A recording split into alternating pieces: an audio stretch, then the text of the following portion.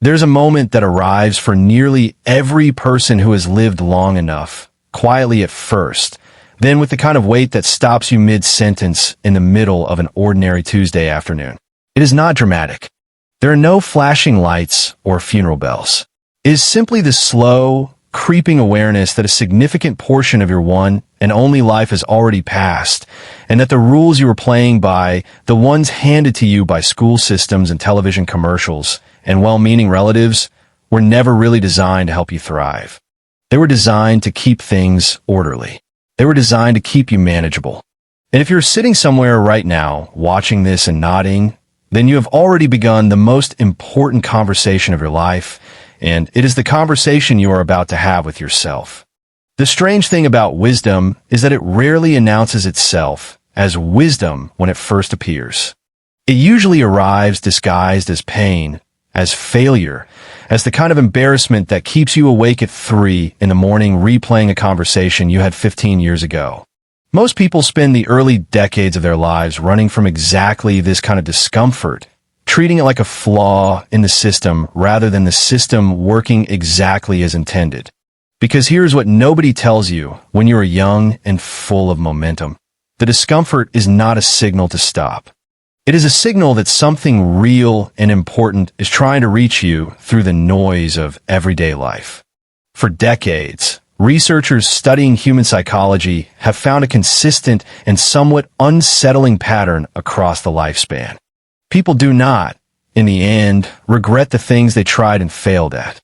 They regret the things they never tried at all. The experiments that have mapped this phenomenon consistently show that the majority of people, when asked about their deepest regrets, point not to action, but to inaction. Not to the business they started that collapsed, but to the business they never dared to start. Not to the relationship they entered and eventually left, but to the one they were too afraid to pursue in the first place. Research shows that while regret about actions tends to reduce over time, regret related to inaction tends to be more enduring and can even intensify as the years accumulate. This is the first truth that most people spend 4 decades learning, and it is the one that changes everything once it lands. The version of safety you have been chasing your entire life is the most dangerous place you can live. The comfortable inaction, the perpetual waiting for the right moment, the endless preparation without execution, these are not signs of wisdom or patience. They are the architecture of the regret that will visit you later, and it will visit you uninvited, in the quiet spaces between the busy noise you have been using to drown it out. The good news, and there is very real good news here, is that this understanding does not require another 40 years to act upon. It only requires honesty. Honesty of a particular kind, though. Not the performative honesty people display in confessional social media posts or in therapy sessions where they craft their story to sound impressive even in its vulnerability. The honesty required here is the kind that happens alone, in a room without an audience, where you stop narrating your life and start examining it.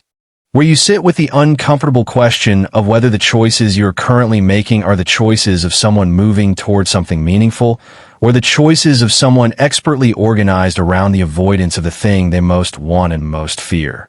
That distinction between motion toward and motion away is one of the most clarifying lenses a human being can apply to their own life. Here is something that researchers, philosophers, and old people sitting on park benches all tend to agree on, and it is so simple that most people discount it immediately upon hearing it. The quality of your life is determined almost entirely by the quality of your attention. Not your talent, not your circumstances, not the city you were born in or the family you came from, though all of those things create real constraints that are not to be minimized. But within those constraints, the decisive variable is what you have trained yourself to notice. What you wake up reaching for first thing in the morning. What your mind returns to in idle moments. What you choose to look at carefully versus what you allow to blur into the background of your days. Most people have never deliberately trained their attention. They have allowed it to be colonized by whoever was most aggressive in pursuing it. This is not an accident. The attention economy, the phrase itself is telling, treats human focus as a resource to be extracted. Every notification, every algorithmic feed, every platform engineered to make you feel the world is moving without you. These are not neutral tools. They're systems optimized to hijack the very faculty that would allow you to live a life you actually chose. And the tragedy is not that people are stupid for falling for it. The tragedy is that nobody teaches you, at any point in your formal education, that attention is the most precious resource you will ever possess, and that surrendering it without intention is the equivalent of giving away the only currency that matters. When you reclaim your attention, even partially, even imperfectly, something remarkable begins to happen. You start to notice what actually moves you versus what you have simply been told should move you. You begin to feel the difference between genuine enthusiasm and performed enthusiasm, between a goal that belongs to you and a goal that was handed to you by someone who needed you to want it.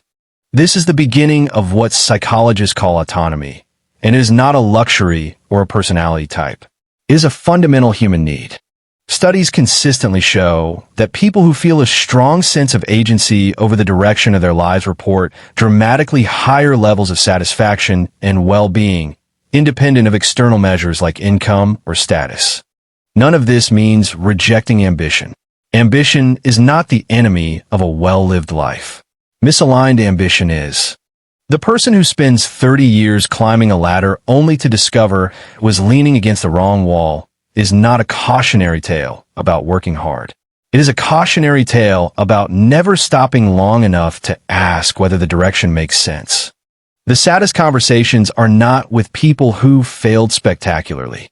The saddest conversations are with people who succeeded at something they never actually wanted, who accumulated the validation and the titles and the square footage, and then sat in the quiet of their well-appointed lives wondering why none of it felt like enough. The answer is almost always the same. They were chasing belonging and approval dressed up in the language of ambition. Belonging and approval are not petty needs. They are ancient and powerful needs, wired into the human nervous system at the deepest level. Your ancestors who were expelled from their communities did not survive. The hunger to be seen, valued, and accepted by other people is not a weakness to be overcome. But when you allow that hunger to become the primary navigator of your decisions, when you choose your career because of what it will make other people think, when you stay in relationships because of how they look from the outside, when you pursue goals designed to earn applause rather than meaning, you're outsourcing the authorship of your life to an audience that is mostly too busy managing its own anxiety to pay attention anyway. There's a conversation that happens at the end of many lives that is almost never spoken about plainly in polite company, and it is this: the things people thought would fill them never did, and the things they consistently undervalued were the things that mattered most. This is not a new observation. Philosophers have been making it for centuries. Every major wisdom tradition in human history, from the Stoics to the ancient Yoruba philosophers to the Buddhist teachers of East Asia, converges on a strikingly similar conclusion. The external world is a very unreliable place to go looking for the internal experience you're actually seeking. Not because the external world is unimportant, but because what you're really after, the feeling of aliveness, of meaning, of connection, is generated from the inside out, not the outside in. Consider the relationship between time and attention. Most people operate under the assumption that they will have more time later. Later to call the parent who is aging. Later to repair the friendship that quietly frayed. Later to take the trip or write the thing or say the words that need to be said. Later is the most dangerous word in the vocabulary of a human life, because later is not a place on any calendar. It is a feeling of permission you grant yourself that keeps getting deferred because the conditions for it never feel quite right. And what the research on end-of-life regret makes devastatingly clear is that the people who arrive at the end of their lives with the greatest peace are not the ones who accumulated the most. Hospice patients are often preoccupied by missed chances, with little or no time left to course correct, haunted by the trips not taken, the words not said, and the people not forgiven. What does it actually mean to live with intention? It is a phrase that gets used so frequently in wellness circles that it has begun to lose its weight. But the practical content of it is quite specific. It means knowing at any given moment what you're doing and why, not in a rigid, overscheduled way that leaves no room for spontaneity or rest, but in the sense that when you sit down to make a decision, even a small one, you are operating from a set of values that belong to you rather than from a reflex shaped entirely by habit, fear, or what you imagine other people expect. It means treating your life as something you are actively creating rather than something that is merely happening to you while you wait for the right circumstances to arrive. One of the most transformative frameworks for thinking about decisions at any age was articulated by someone who had already achieved extraordinary financial success and therefore had no particular need to keep striving. He described projecting himself forward to the age of 80 and asking, from that vantage point, whether the decision he was facing would be one he regretted not making. The framework is simple at its core. How can you minimize the number of regrets you will carry when looking back on your life from the perspective of old age? The power of it is not in its sophistication. The power is in the temporal shift it creates. It moves you out of the anxiety of the immediate moment and into the clarity of the long view. And from the long view, most of the things that feel impossibly risky in the present moment reveal themselves as the obvious, necessary, and even modest choices they actually are. Relationships, in particular, tend to look completely different from the long view. The grudge you've been nursing for 7 years looks absurd from age 80. The pride that prevented you from making the first move toward reconciliation looks like a very small thing protecting a very small version of you.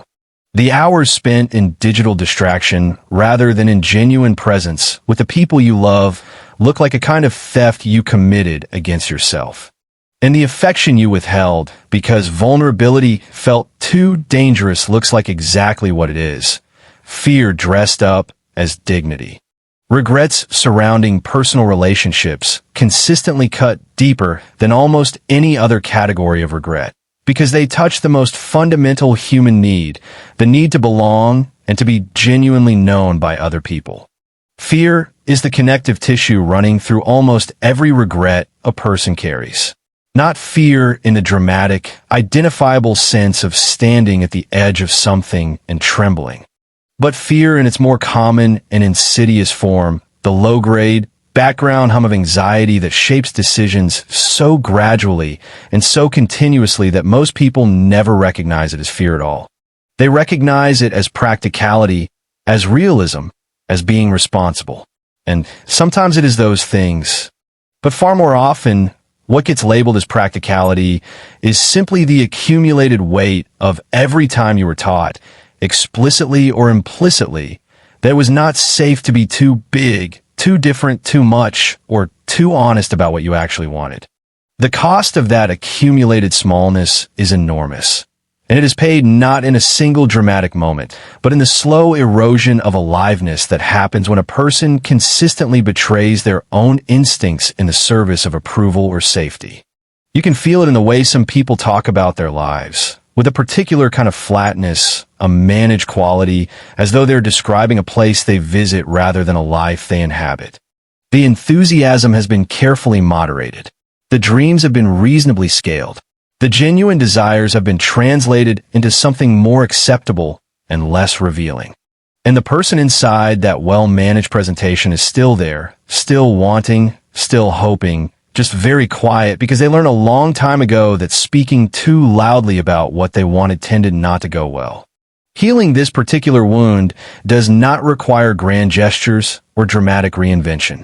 It begins with something much smaller and much harder: permission. The permission to acknowledge, even privately, even without sharing it with anyone, what it is you actually want. Not what you should want. Not what makes logical sense given your current circumstances. Not what your parents wanted for you, or what your peer group has normalized. What you, as a specific and irreplaceable human being who has never existed before and will never exist again, actually feel called toward when the noise quiets down. That permission is not selfishness. It is the prerequisite for any genuine contribution you will ever make, because a person who has never located their own center cannot offer anything but performance to the people around them. The research on what psychologists call self-determination consistently points toward the same conclusion. People who act in alignment with their genuine values and interests, as opposed to acting primarily to satisfy external expectations, report higher levels of well-being, better relationships, greater resilience in the face of setbacks, and paradoxically, more positive impact on the people around them. Research suggests that regret can help to make sense of past experiences, facilitate future behaviors, and provide insights into the self.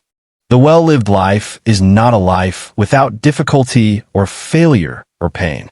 It is a life in which the difficulty, the failure, and the pain are in service of something that genuinely matters to the person living it, rather than in service of a story that was handed to them by someone else. This is also where the conversation about forgiveness becomes unavoidable, because you cannot move forward with genuine freedom while you are still carrying the weight of old grievances, and not just grievances against others. The forgiveness that tends to be most liberating and most difficult is the forgiveness you extend toward yourself. For the years you spent not knowing what you now know. For the chances you did not take because you were afraid. For the people you hurt in the process of your own confusion. For the time you spent being smaller than you were capable of being. That self-forgiveness is not absolution. It is not the erasure of accountability. It is the recognition that you were doing what you were capable of doing with the understanding you had at the time, and that understanding has now changed, and you are allowed to change with it. There is a particular quality that appears again and again in the lives of people who arrive at old age with a sense of peace and satisfaction, and it is not achievement, though many of them achieved significant things. It is not wealth, though some of them are comfortable. It is not the absence of hardship, because almost all of them had known real difficulty. The quality is a kind of coherence, the sense that the life they lived was genuinely theirs, that the choices they made, even the ones that did not work out, reflected something real about who they were and what they valued. Rather than striving for a life with no regrets, researchers suggest embracing regret and learning from it, using the past as a guide for better living rather than a source of permanent shame. That coherence is built one decision at a time. It is built every morning when you choose what to do with the first hour after you wake up. It is built in the conversations you choose to have and the ones you choose to avoid. It is built in whether you tell the truth when the truth is inconvenient, in whether you show up for the people who matter to you when showing up requires actual effort, in whether you allow yourself to pursue the things that call to you even when nobody in your immediate circle understands why. It is built slowly and imperfectly, and sometimes with a great deal of backtracking, through the practice of paying attention to what is actually true about your experience rather than what you wish were true or what you have been told should be true. The people who figure this out at 25 have an obvious advantage over those who figure it out at 65. But the people who figure it out at 65 have a profound advantage over those who never figure it out at all. And the remarkable thing about human beings, the thing that never stops being remarkable regardless of how many times you witness it, is the capacity for genuine change at any point in the journey. The brain remains plastic throughout the lifespan in ways that science is only beginning to fully map. The heart, for all the armor most people have built around it, remains capable of opening.